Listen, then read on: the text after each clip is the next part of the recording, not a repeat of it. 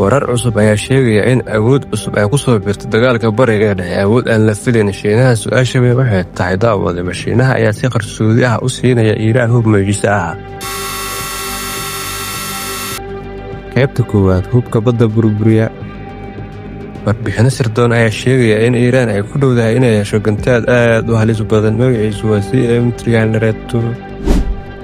gantaalka waxaa loogu talagalay hal shay oo keliya, inuu burburiyo maraakiibta dagaalka. xawaarihiisu wuxuu ka badan yahay 3 jeer xawaaraha codka. qaybta labaad, raadaar arka diyaaradaha qarsoon. waxaa kale oo la sheegay in Shiinuhu ka caawinayo Iiraan raadaar cusub oo awood u leh inuu arko diyaaradaha qarsoon. taasi waxay si weyn u bedeli kartaa dagaalka hawada, soo Iiraanintu waa faarisiin. qaybta saddexaad, sirta gantaalada. war kale ayaa sheegaya in maraakiib ka yimi Shiinaha ay wadaan kiimiko loo isticmaalo shidaalka gantaalada. haddii tani run noqoto daawad, Iiraan waxay soo saari kartaa 100 gantaal oo cusub. dagaalna hadduu ku yahay sababta Shiinuhu u taageero Iiraan. sababta dhabta ah ee arrintaa ka dambeysa waa geopolitik.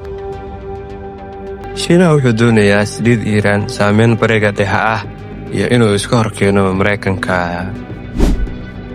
qaybta shanaad, halista dunida. haddii Iiraan hesho hub cusub, khaliidka wuxuu noqon karaa goob dagaal. su-aasha ugu weyn waa dagaal weyn u soo socdaa. haddii aad rabto falanqaynta ugu kulul ee siyaasadda dunida, subscribe saar channelka Abuwale.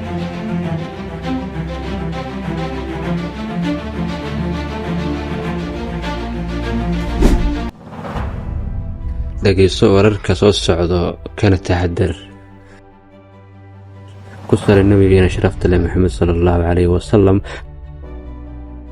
haddii aad rabto warar cusub oo xiiso leh, like saar muuqaalka, subscribe garee channelka si aad ula socoto wararka iyo macluumaadka cusub.